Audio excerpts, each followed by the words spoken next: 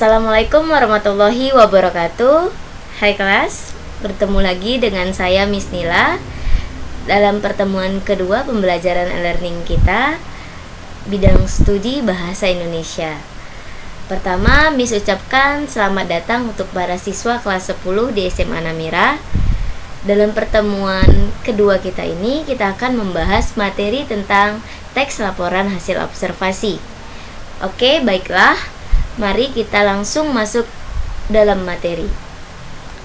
Oke, bahasa Indonesia kelas 10, laporan hasil observasi by Miss Nila. Pertama kita bahas materi ini yaitu definisi. Teks laporan hasil observasi adalah teks yang berisi penjabaran umum mengenai sesuatu yang disusun dan didasarkan pada hasil pengamatan dan fakta yang ada melalui kalimat deskripsi. Selanjutnya, teks laporan observasi adalah teks yang berfungsi menjelaskan suatu objek atau fenomena yang didasari oleh hasil pengamatan.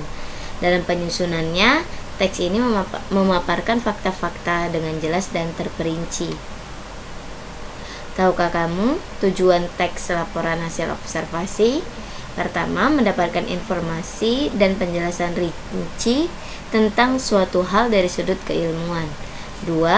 Menyampaikan segala hal yang diperlukan berdasarkan hasil peninjauan atau pengamatan secara rinci, sistematis, faktual, dan cermat kepada pembaca. Struktur isi teks LHO. Pertama, pendahuluan. Di dalam pendahuluan, teks laporan hasil observasi berisikan tentang penjelasan umum atau klarifikasi atau definisi umum. 2. Isi.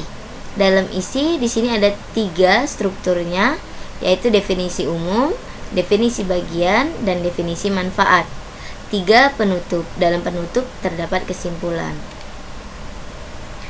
Ciri-ciri bahasa teks laporan hasil observasi: mengandung fakta, bersifat objektif, ditulis sempurna dan lengkap, tidak memasukkan unsur-unsur yang menyimpang, mengandung prasangka atau pemihakan. Teks laporan sering dimulai dengan kalimat definisi tentang penggolongan atau klasifikasi. Seperti contoh, mamalia adalah binatang yang menyusui. Dalam laporan observasi sering digunakan kelompok nomina atau kata benda. Terakhir, disajikan secara menarik, tata bahasa jelas, isinya berbobot, dan susunan logis.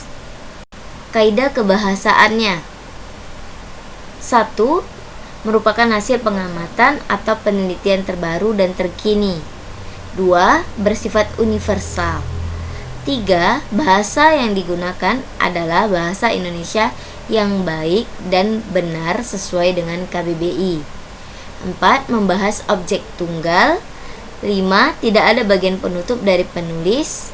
6. Adanya frasa atau kelompok kata dibagi menjadi.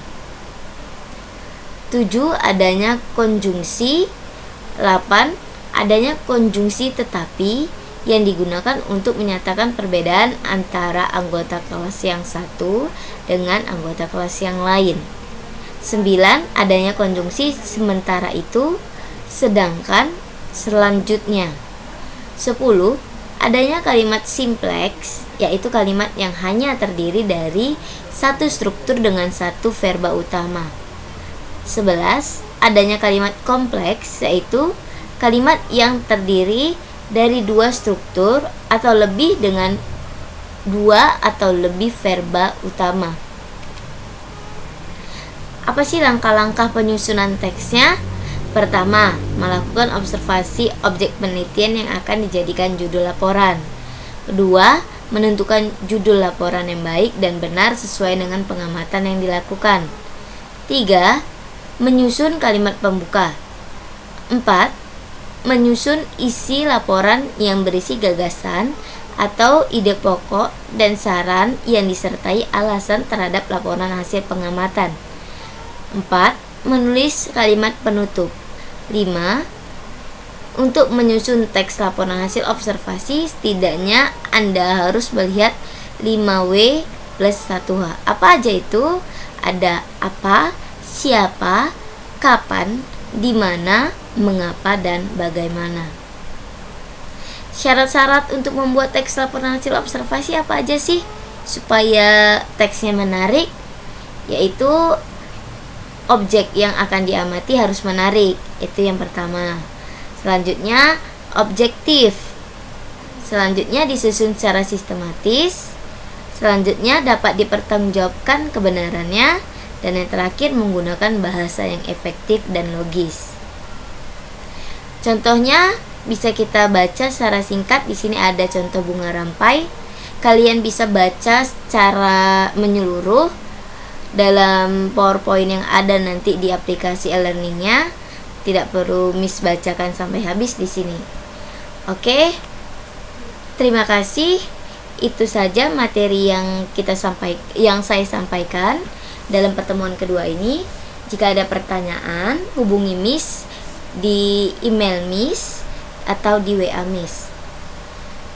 Untuk penugasan, kalian bisa melihat langsung dalam aplikasi e-learning kita, yaitu nanti ada dokumen bacaannya tugas. Di situ kalian buka, kalian lihat tugasnya, bagaimana cara mengerjakannya, dan bagaimana cara pengumpulannya. Itu saja. Sampai jumpa dalam pertemuan ketiga.